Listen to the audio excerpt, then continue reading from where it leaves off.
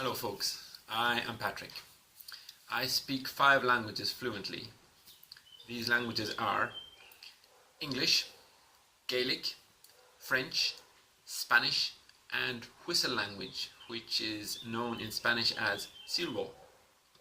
I have lived and worked for long periods of time in areas where these languages are used naturally, natively on a daily basis by the people there.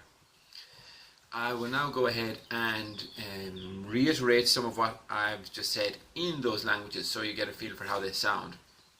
I guess for this segment on Spanish and whistle language, I'll do it in a separate soundproofed room because I don't want to disturb the neighbours here, as it can get quite loud.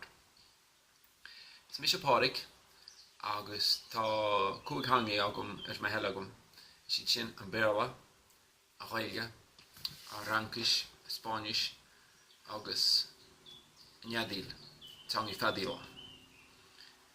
Moi, je suis Patrice et je parle 5 langues couramment.